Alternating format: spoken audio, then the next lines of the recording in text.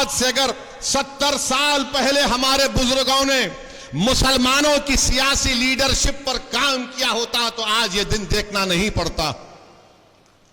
अगर आज आप रो रहे कि बाबरी मस्जिद शहीद कर दी गई, बाबरी मस्जिद चली गई, अगर आज आप रो रहे हैं कि फसादात और जुनैद और नसीर को मार दिया गया, 70 साल पहले यह फैसला क्यों लिया गया था कि भारत की राजनीति में मुसलमानों की कोई सियासी लीडरशिप नहीं होगी? क्यों लिया था? किसने लिया था? बताओ, लेने वालों बताओ, तुमने फैसला क्यों लिया था? अगर आज तुम वो फैसला नहीं लेते तो भारत के मुसलमानों की एक सियासी लीडरशिप होती। ना तुम सियासी लीडर बने, ना तुम किसी को बनने देना चाहते हो। तुम यही समझते रहे कि नहीं सेकुलर, अरे कौन सेकुलर है? बताओ मुझे, बताओ सेकुलरिज्म के माने क्या है? जो संविधान में सेकुलरिज्म लिखा हुआ है मैं मानता हूं और मानता रहूंगा, मगर जो सियासी सेकुलरिज्म है वो ठगने के लिए इस्तेमाल होता है, धोखा देने के लिए इस्तेमाल होता है। मगर आज वो लोग आएंगे, चुनाव जैसा आएगा तो बोलेंगे नहीं ओवैसी सिर्फ जज्बाती तकरीर करता है। अरे मैं तकरीर करता हूं तो फैक्ट सामने रखता हूं, सच्चाई को सामने रखता हूं,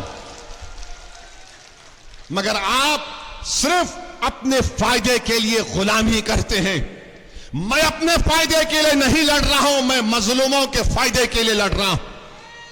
अगर मुझे अपने फायदे के लिए करना होता तो मैं हैदराबाद से निकलकर राजस्थान नहीं आता। अगर मुझे अपने फायदे के लिए करना होता तो मैं हैदराबाद से निकलकर जुनैद और नसीर के घर को नहीं जाता। अगर मुझे अपने फायदे के लिए करना पड़ता तो भारत के कोने कोने में नहीं जाता मैं। अगर मुझे अपने फायदे के लिए करना होता तो मेरी गाड़ी पर 6 गोलियां चलाई गई, मैं घर में बैठ जाता, मगर मैं नहीं बैठा। तो मैं ये इसलिए नहीं कह रहा हूं कि आपसे थाली या सीटी की दाद हासिल करो। मैं तुम्हारे थालियों का तारीफ का मोहताज नहीं हूं, मैं अल्लाह का मोहताज था, अल्लाह का मोहताज रहूंगा। मैं आपको सिर्फ ये बता रहा हूं, मैं बता रहा हूं कि फर्क को महसूस करो, तुम फर्क को महसूस करो। नौजवानों, मुस्तकबिल तुम्हारा है, मुस्तकबिल आपका है। हमारे नौजवान बेटियों का, बेटों का मुस्तकबिल है। जो लोग 60 साल के हो गए उनका मुस्तकबिल नहीं है। जो 18 साल के हैं, 22 साल के, 25 साल के, कल तुम भारत को लेकर आगे बढ़ोगे। भारत के फैसले तुम्हारे कंधों पर रखकर किए जाएंगे। अगर तुम तैयार नहीं होगे तो फिर क्या होगा? तुम सिर्फ अगर थाली मारोगे और सेकुलरिज्म के नाम पर कोई मौलाना मस्जिद में बोल देंगे चुनाव आ रहे हैं, सेकुलर पार्टी को वोट दे दो। उसके बाद क्या होता है? चुनाव हो जाते और जुल्म जारी रहता, जुल्म खत्म नहीं होता, नाइंसाफी खत्म नहीं होती। अरे 75 साल हो गए देश को आजाद होकर। भारत को अगर ताकतवर बनाना है तो भारत में सबसे कमजोर दलितों के बाद अगर कोई है तो मुसलमान। भारत सुपर पावर उसी वक्त बनेगा जब कमजोर ताकतवर बनेगा और मुसलमान और दलित आदिवासी ताकतवर बनेंगे। वो कब होगा? जज्बाती तकरीर से नहीं, थालियों से नहीं, जब तुम अपने दिलो दिमाग में इस बात को ठान लोगे कि चाहे कुछ भी हो जाए, अब मैं अपनी लीडरशिप को बनाऊंगा, मैं हारने से नहीं डरूंगा, मैं लड़ूंगा और कामयाब होऊंगा। अगर तुम हारने से डरोगे तो जिंदगी में तुम कभी कामयाब नहीं हो सकोगे।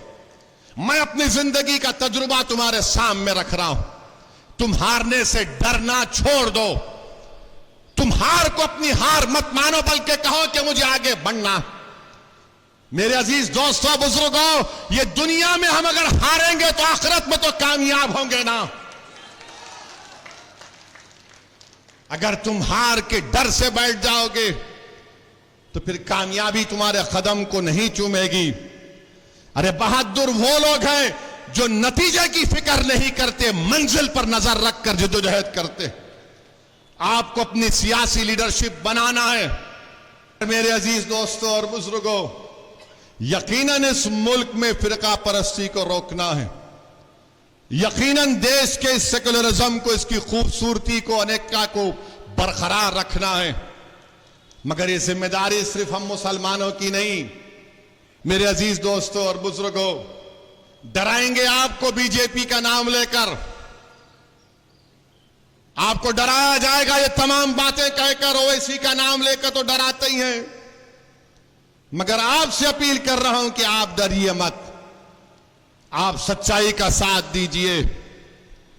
मैं आपसे अपील कर रहा हूं कि यकीनन बीजेपी को हराएंगे, मगर बीजेपी को हराने का मतलब यह नहीं है कि मैं अपना घर जला दूंगा। बीजेपी को हराएंगे जरूर, मगर इसका यह मतलब नहीं है कि और जुनैद नसीर मारे जाएं। बीजेपी को जरूर हराएंगे, मगर इसका यह मतलब नहीं है कि और एक मौसम के जिस्म के चार चार टुकड़े हो जाएं। अरे कोई तो तुम्हारी आवाज को उठाए, कोई तो तुम्हारे लिए लड़े। अरे 3-4 दीवानों को कामयाब करो। भारत की पार्लियामेंट में 540 एमपी हैं, मजलिस के सिवा एक खड़ा हो जाता है तो गरीबों को और मजलूमों को लगता है कि अब सुनना पड़ेगा कि 6 मिनट में क्या जलजला आने वाला। मेरे भाई, ये हम क्यों बोल सकते हैं? क्योंकि आपकी ताईद, आपका इत्तेहाद हमारे साथ है। मगर इसके बावजूद भी कांग्रेस के लोग सेकुलरिज्म का सर्टिफिकेट बांटते हैं कि ये सेकुलर है, ये कम्युनल है, ये बी टीम है, वो फुला टीम है। हम कांग्रेस से और ये तमाम नाम निहाद सेकुलर पार्टी से कहना चाहेंगे कि कभी अपने गिरबान में झांक कर देख लो। तुम्हारी तारीख भरी पड़ी हुई है कि तुमने कैसे कैसे धोखे दिए हैं। अरे छोड़ो, ये सर्टिफिकेट बांटने की दुकान बंद करो। तुमको अगर बीजेपी को रोकना है तो आइडियोलॉजी की बुनियाद पर रोको। बीजेपी से मुकाबला करना है तो एक एजेंडा बनाओ। यह नहीं हो सकता कि नहीं, हम जो करेंगे वो सच है और दूसरों को, सबको गुलामों की तरह आपके सामने सर झुकाकर खड़ा होना पड़ेगा। यह नहीं होने वाला है। अब अवाम बेदार हो चुकी है, नौजवान बेदार हो चुका है। तुम सिर्फ झूठ बोल बोल कर मुस्लिम अकलियत का वोट तो ले लेते हो, मगर उसके बाद तुम बीजेपी को हरा नहीं पाते। मेरे अजीज दोस्तों और बुजुर्गों, इतने वाकयात हो रहे, मगर बीजेपी के खिलाफ इनको बोलने की हिम्मत नहीं होती है। कांग्रेस पार्टी में ये नौरतन बैठे हैं, इनको मुंह नहीं खोला जाता, इनको मुंह खोलने की इजाजत नहीं है। इतना बड़ा मसला बीजेपी देश के सामने ला रही है। पूछना चाहती है कांग्रेस में जो नौरतन बैठे हैं, बोलो, मुंह खोलो। तुम्हारी राय क्या है? क्या तुम उसके खिलाफ हो या तुम उसकी ताईद में है? बोलो।